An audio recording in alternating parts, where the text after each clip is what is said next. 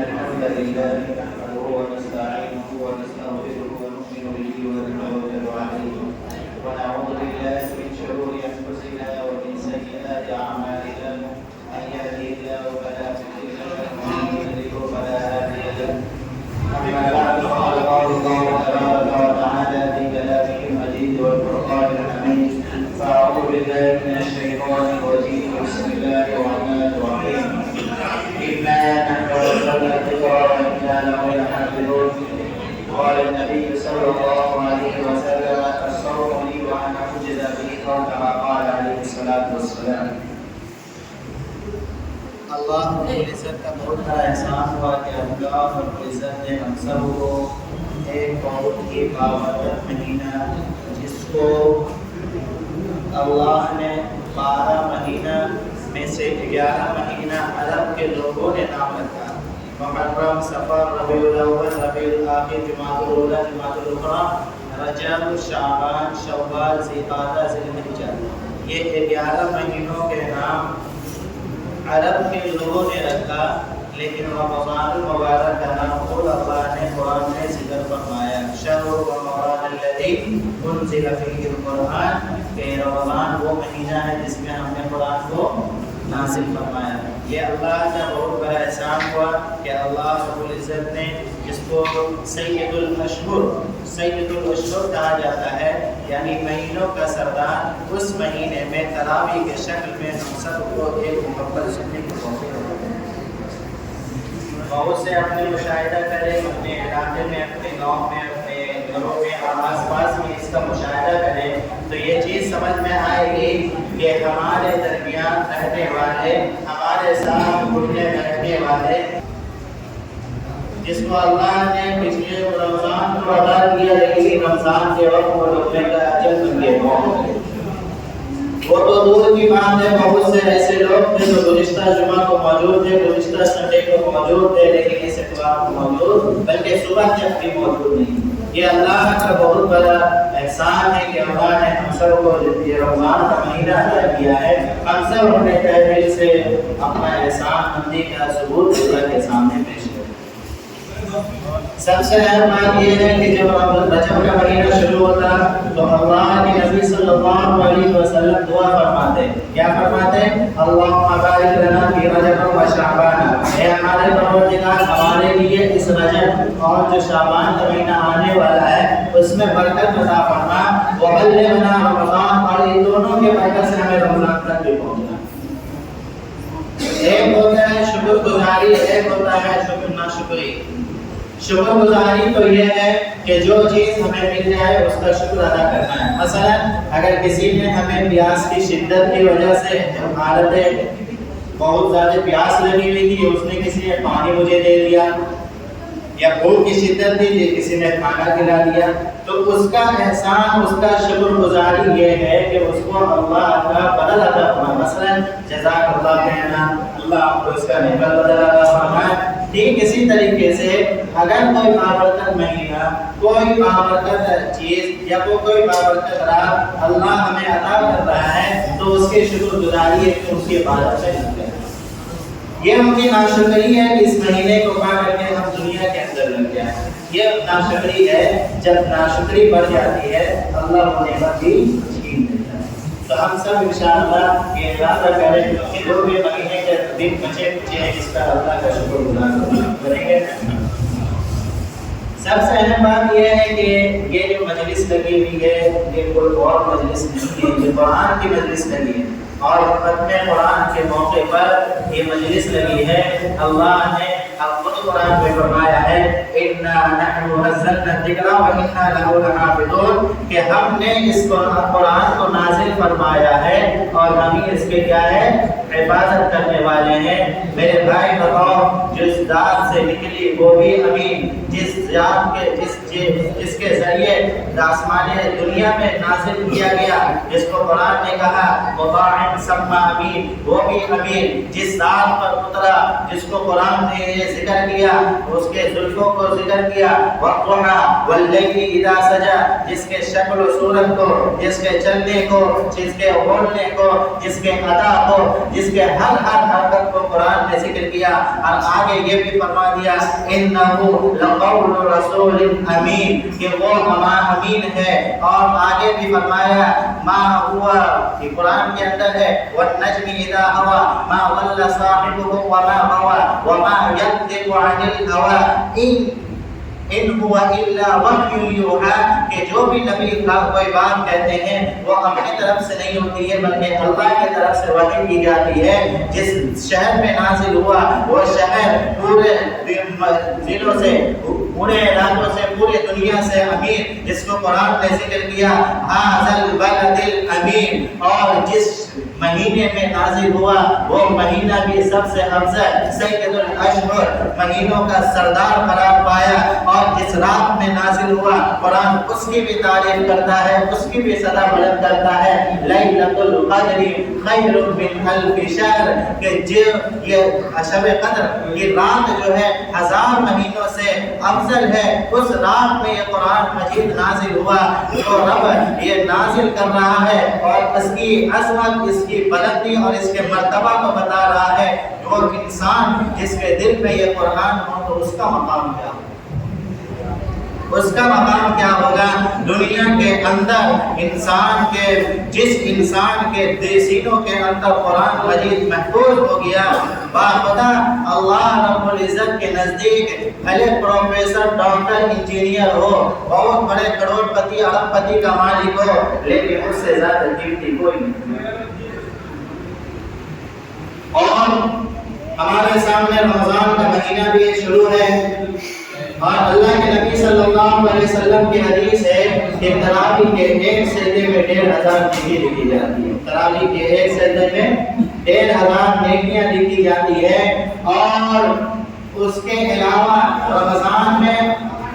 یہ روزے کا تعلق کیا ہے؟ قرآن کے اندر 2 لفظ آئے، ایک ہے کتب علیکم الصیام، ایک جگہ قرآن کے اندر الفاظ آیا انی نذرت للرحمن صوم، صیام اور صوم، یہ دونوں عربی کے لفظ ہیں اور دونوں کے معنی روزہ رکھنے کے آتے ہیں، دونوں کے معنی روزہ رکھنے کے آتے ہیں، لیکن دونوں کے مفہوم میں تفاسیر میں فرق ہے۔ انی نذرت للرحمن صوم، صوم کے معنی آتے ہیں صرف کھانا پینا پر، یعنی کہ کھانے پینے سے انسان پرہیز کرے۔ لیکن کتب علیکم الصیام، یہ صیام کا کیا مطلب ہے؟ حالانکہ اس کا بھی روزہ رکھنے کا مطلب ہے، لیکن اس کا مفہوم یہ ہے کہ ہر جز کا روزہ ہونا چاہیے۔ دماغ غلط نہ سوچے، آنکھ غلط نہ دیکھے، کان غلط نہ سنے، زبان غلط نہ بولے، ہاتھ غلط نہ چلے، پیر غلط نہ اٹھے۔ اگر جس انسان نے یہ تمام اعضاء کا روزہ رکھ لیا، اللہ رب العزت اس کی پوری مغفرت کرنا۔ ایک اور یہ رمضان جو لفظ ہے اس کا معنی آتے ہیں جلنا، اس کے معنی آتے ہیں جلنے کو۔ یہ روزے کا اور رمضان سے کیا تعلق ہے؟ جلنے کا اور روزے کا کیا تعلق ہے؟ اللہ اس کے علماء کرام اس کی تفسیر لکھتے ہیں اور فرماتے ہیں کہ انسان جس طریقے سے بھوک کی شدت کو برداشت کرتا ہے، پیاس کی شدت کو برداشت کرتا ہے، ایک طرح کا وہ اندر سے جلتا ہے، ایک طرح کا بھوک اور پیاس برداشت کرنا اور اوپر سے بھوک کی تپش کو برداشت کرنا ایک طرح سے جلنا ہوا۔ تو جب انسان اس تمام کو برداشت کرتا ہے، اس کے لیے اللہ کے لیے کرتا ہے، اور پیاس کی بھی شدت کو برداشت کرتا ہے اللہ کے لیے، تو اللہ رب العزت اس کے گناہ کو معاف کرتے جاتے ہیں، گناہ کو بھی جلاتے جاتے ہیں، حتیٰ کہ 29ویں رمضان کو اللہ رب العزت اپنے بندے کے تمام گناہ کو معاف کر دیتے ہیں اور بخشش کا پروانہ دیتے ہیں۔ اس کے لیے ضروری ہے کہ ہمارا ہر جز روزہ رکھے۔ ہمارا حال یہ ہے کہ ہم روزہ رکھ کے جھوٹ بول رہے ہیں، ہمارا حال یہ ہے کہ ہم روزہ رکھ کر کے گالیاں دے رہے ہیں، ہمارا حال یہ ہے کہ ہم روزہ رکھ کر کے ناحق کسی کا تو ہاتھ اٹھا رہے ہیں، ہمارا حال یہ ہے کہ ہم روزہ رکھ کر کے بد نظری کر رہے ہیں۔ بتاؤ میرے بھائیوں، یہ نئی جنریشن اور زیادہ تباہی کی طرف جا رہی ہے، اس کی اصل وجہ یہ ہے کہ آج کی نئی جنریشن انٹرنیٹ پر فدا ہو گئی، فجر داعشہ سب قضا کر دی۔ تو یہ حال ہے آج ہماری جنریشن کا کہ ہماری نئی جنریشن اگر ہم اپنے آپ کو نہیں سنواریں گے، اگر ہم اپنے آپ کو نہیں اپنے رب کے مطابق لائیں گے، اللہ رب العزت کے نزدیک دنیا کے کسی بھی پوسٹ پہ چلے جائیں، ڈاکٹر کے پوسٹ پہ چلے جائیں، انجینئر کے پوسٹ پہ چلے جائیں، پروفیسر کے پوسٹ پہ چلے جائیں، سی اے کے پوسٹ پہ چلے جائیں، اور دیگر جتنے بھی پوسٹ ہیں، میرے بھائی اللہ دل کے گہرائیوں سے بتانا کہ یہ تمام پوسٹ پر جوان کی ضرورت پڑتی ہے کہ نہیں؟ جوان کو بولا جاتا ہے کہ نہیں؟ 60 سال کے بعد تو دنیا والے ریٹائر کر دیتے ہیں، دنیا والے ریٹائر کر دیتے ہیں۔ اللہ رب العزت بھی فرماتا ہے، حدیث ہے صحیح بخاری، صحیح مسلم، صحیح ترمذی کی حدیث ہے کہ اللہ رب العزت فرماتے ہیں، اللہ حدیث قدسی، شاب نشأ فی عبادت اللہ تعالی، ایسا نوجوان جو جوانی پر بھی بھرپور ہو، خواہشات و لذیذات اس کے اندر سب کچھ موجود ہے، وہ کل کے وہ اگر اپنے زندگی کا اکثر حصہ، اپنی جوانی کا حصہ اللہ کی عبادت میں گزارتا ہے، اللہ کی رضا و جوئی میں گزارتا ہے، کل قیامت کے دن جب کوئی سایہ نہ ہوگا، دور دور تک سب نفسی نفسی کے عالم میں ہوگا، کوئی گناہوں کی وجہ سے، کوئی پسینوں میں شرابور ہوگا، ٹخنوں تک، کوئی گھٹنوں تک، کوئی کمر تک، کوئی سینہ تک، کوئی پیشانی تک، کوئی پورا ڈوبا ہوگا، کہیں کوئی سایہ نہ ہوگا، سورج ایک ہاتھ کے بالکل قریب ہوگا، اور رب ذوالجلال اپنے پورے جلال و جلال کے ساتھ موجود ہوگا، اور ابھی کے دور میں، ابھی کے وقت 4 فرشتے اللہ کے عرش کو اٹھائے ہوئے ہیں، اس وقت 8 فرشتے اللہ کے عرش کو لے کے آئے گا، وَأَحْمِلُ عَرْشَ رَبِّكَ فَوْقَهُمْ يَوْمَئِذٍ ثَمَانِيَةٌ، اور رب ذوالجلال کے سامنے جب کوئی وہاں پر قیامت میں کوئی سایہ نہ ہوگا، وہ نوجوان جس نے اپنی جوانی عبادت اللہ کے رضا کے لیے، اللہ کی عبادت کے لیے، اللہ کے حکم کے لیے، نبی کے طریقے کے لیے، نبی کے سنت پر گزارا ہوگا، وہ کل قیامت کے دن اللہ رب العزت کیس کر اپنے سائے میں جگہ عطا فرمائے۔ یہ ہے جوانی کی عبادت۔ ایک جوان کا عبادت کرنا بہت زیادہ پسندیدہ ہے اللہ کے نزدیک 70 کوڑے سے۔ دنیا والے تو ریٹائر کر دیتے ہیں، گھر والے ریٹائر کر دیں گے 60 سال پر، پھر کس کے دربار پہ جانا تو اللہ کے دربار، اور وہ بھی نہیں پتا کسی کو کہ کب کس کی موت کہاں کیسے آ جائے، کوئی نہیں جانتا ہے۔ اس لیے میرے بھائیوں، یہ وقت ہے، ابھی ہمارے سامنے شروع ہوا رمضان، پتہ نہیں چلا آج 15 بھی مکمل ہو گیا ہے، ہمارے پاس سے 1 کڑی کا رمضان کا جو حصہ تھا وہ ختم ہو گیا، 1 کڑی جو بچا ہے اس کے لیے اپنے آپ کی تیاری کرنی ہوگی، اپنے آپ کو سنوارنا ہوگا۔ یہ رمضان جو آیا ہے یہ بدلنے کے لیے آیا ہے، یہ رمضان جو آیا ہے اپنے آپ کو سنوارنے کے لیے آیا ہے۔ بہت سے لوگ ایسے ہیں جو آپ بھی رمضان کے ٹائم میں مسلمان کے نام سے کہلاتے ہیں لیکن روزہ نہیں رکھتے۔ یہ روزہ ایسی چیز ہے کہ اسلام کا ایک رکن ہے۔ اگر انسان کا ایک اسلام کا ایک رکن ہے، اگر انسان کے پورے اعضاء میں سے ریڑھ کی ہڈی کو نکال دیا جائے، بتاؤ وہ انسان کھڑا رہ سکے گا؟ بہت سارے جز تو ہیں، لیکن اگر اس کی ریڑھ کی ہڈی کو نکال دیا جائے تو باقی رہے گا۔ اگر کسی بلڈنگ میں کھڑے ہونے کے لیے ہم چھوٹی سے چھوٹی عمارت کو کھڑی کرتے ہیں تو اس میں 4 پلر ضرور دیتے ہیں، بتاؤ اگر ہم 3 پلر دیں گے تو بلڈنگ مضبوط ہوگی؟ وہ بلڈنگ پائیدار رہے گی؟ نہیں رہ سکتی، وہ عمارتیں پائیدار نہیں رہ سکتی۔ اسی طریقے سے اسلام کے ستون، اسلام کی بنیادی چیز جو بتائی گئی ہے وہ رکن ہے، جو ارکان ہے، اس میں سے ایک روزہ رکھنا ہے۔ ہم اگر 4 کی حفاظت کریں گے، 1 کی حفاظت نہیں کریں گے، باخدا کیا ہم مسجد ممبر پہ بیٹھ کر کے وہ دن دور نہیں ہے کہ اللہ رب العزت پورے نسل سے دین کو چھین لے۔ وما نحن بمعذبين، اللہ اس بات سے عاجز نہیں ہے، الا ان نبدل امثالكم وننشئكم فيما لا تعلمون، کہ اللہ رب العزت تمہیں ایسی حالت میں پہنچا دے گا کہ تمہیں پتہ بھی نہیں ہوگا کہ ہم کہاں تھے کہاں نہیں تھے، اور نیچے طبقے کو اٹھا کر کے وقت کا ولی ہم جنید بغدادی بنا دے گا۔ اس لیے اللہ نے ابھی موقع دیا ہے، اپنے رب سے عاجزی کریں، اپنے رب کے سامنے گڑگڑائیں اور اپنے رب سے کہیں، اور قرآن بہت عظمت वाली किताब है। आज अल्लाह माफ़ करे, हमारे लिए कुरान इतना आसान हो गया है, इतना आसान हो गया है कि हम उसे ऊपर रखते हैं तो निकालने की तौफीक नहीं होती, हत्ता कि उसमें भूल लग करके खत्म हो जाता है। अगर कोई बाप दादा में से कोई भी इंतकाल हो गया तो फिर निकालते हैं, आधा घंटा का खेला, फिर उसके बाद आधा साल के लिए बंद, फिर शब बरात का मौका आया, आधा घंटा का खेला, फिर उसके बाद बंद। ये हुकूक है,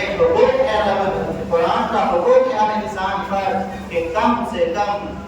जो हाफिज नहीं है, कम से कम रोजाना उनके ऊपर लाजिम है कि आधा जरूर पढ़े। जिसने ये हुकूक को अदा नहीं किया, कल क़यामत के दिन कुरान अल्लाह से मुतालबा करेगा और वो अपना हुकूक वहाँ लेकर रहेगा। इसलिए मेरे भाइयों, कुरान को हम अपने ताप पर, रोशन ताप पर सजाने के लिए नहीं लाए हैं। कुरान को अपने घर में जिंदा करें, अपने बच्चों को भी पढ़वाएं और सही तारीख सिखाएं। इसलिए कि ये जो वक्त चल रहा है, ये जो दौर चल रहा है, बहुत से ऐसे लोग हैं जो उम्र के अपने आधे से ज़्यादा हिस्सा को गवा चुके हैं, लेकिन उन्हें कलमा की तौफीक और कलमा का मतलब है क्या, मफ़हूम नहीं मालूम है। कलमा पढ़ रहे हैं, ये नहीं मालूम कि हमारे नबी कौन है, हमारे नबी कौन है, लेकिन ये नहीं मालूम कि हमारे नबी का नाम क्या है। हमारे नबी का अगर किसी को नाम मालूम है तो हमारे नबी के वालिदैन का नाम नहीं मालूम है। अगर किसी को वालिदैन का नाम मालूम है तो अपने नबी का नाम नहीं मालूम है। एक साहब से मैंने कहा कि हमारे नबी का नाम क्या है, तो कह रहे हुजूर सल्लल्लाहु अलैहि वसल्लम। बताओ, हम जिस ये नाम लेवा है, जिसके उम्मती के नाम है, कुरान जिसके बारे में और इस उम्मत के बारे में पहले उनका लक़ब दिया है, क्या वो उम्मत इस तरह बर्बाद होती चली है? भले दुनिया के एतबार से कुछ भी है, आला पोस्ट पर हो, करोड़पति हो, अरबपति हो, खरबपति हो, लेकिन अल्लाह रब्बुल इज्जत के नज़दीक वो शख्स एक नाली के कीड़े के बराबर है।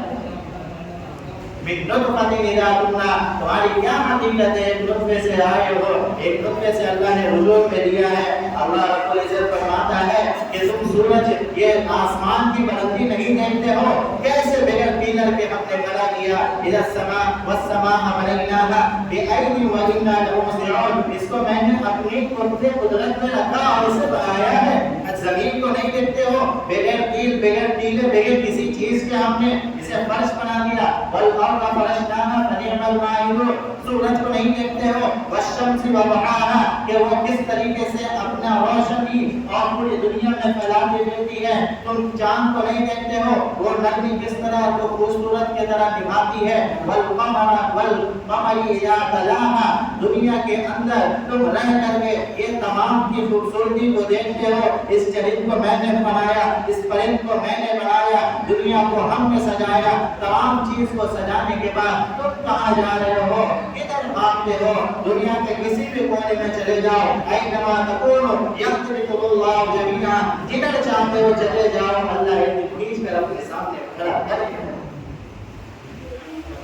अपने सामने खड़ा करके ला करके दिखाएगा। जब जानते हो कि अल्लाह एक है, खिलाने वाली जात एक अल्लाह की है, खिलाने वाली जात अल्लाह की है, सुलाने वाली जात अल्लाह की है, मराद मार करके जिंदा करने वाली जात अल्लाह की है, और तमाम चीज का तुम पर तुमको इल्म है, तुम यकीन रखते हो अपने रब के हर एक चीज पर यकीन रखते हो। ऐनल मफर, कहाँ भाग रहे हो?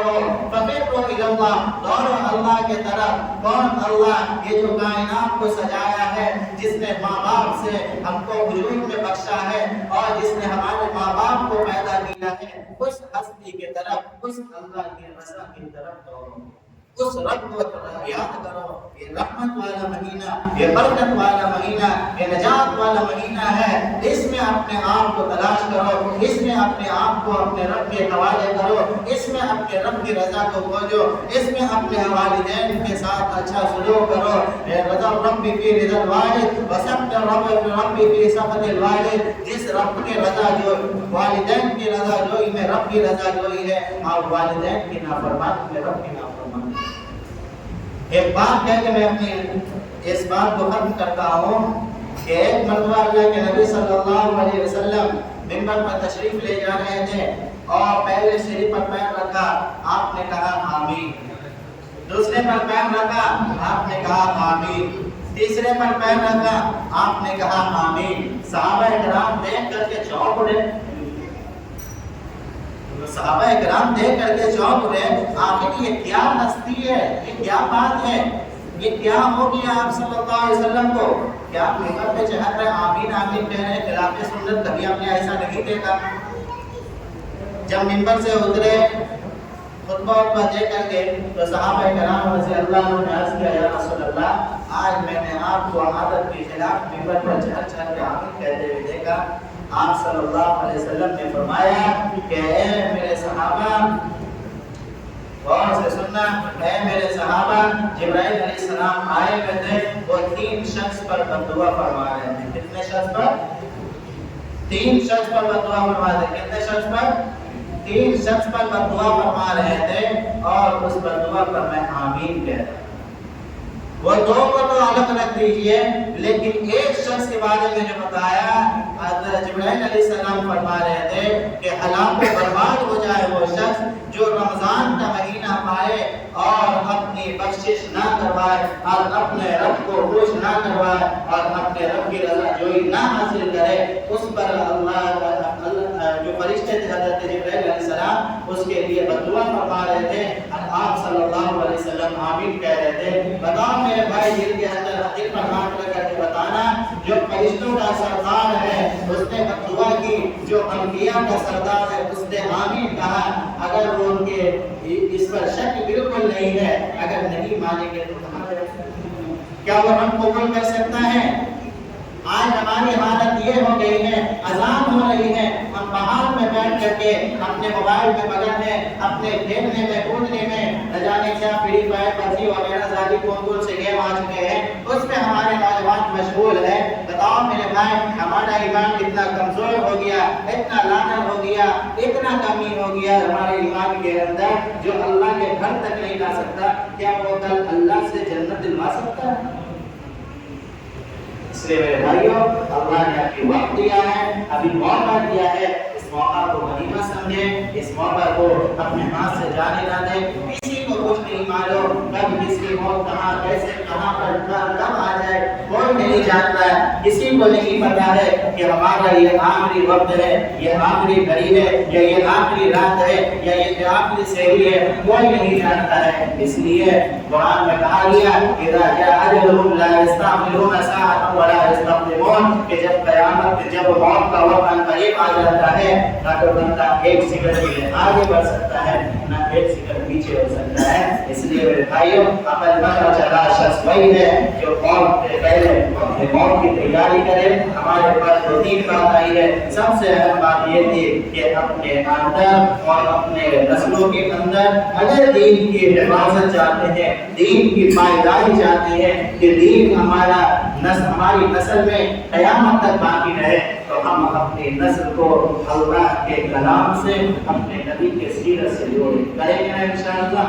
अल्लाह रब्बुल इज्जत हम सबको कही हुई बात पर अमल करने की तौफीक अता फरमाए और अल्लाह की ज़ात से उम्मीद है कि अल्लाह रब्बुल इज्जत हम सबको इस तमाम का बदला इंशाअल्लाह ज़रूर अता फरमाएगा। व आखिर दावाना अल्हम्दुलिल्लाहि रब्बिल आलमीन। अस्सलामु अलैकुम व रहमतुल्लाहि व बरकातुहू।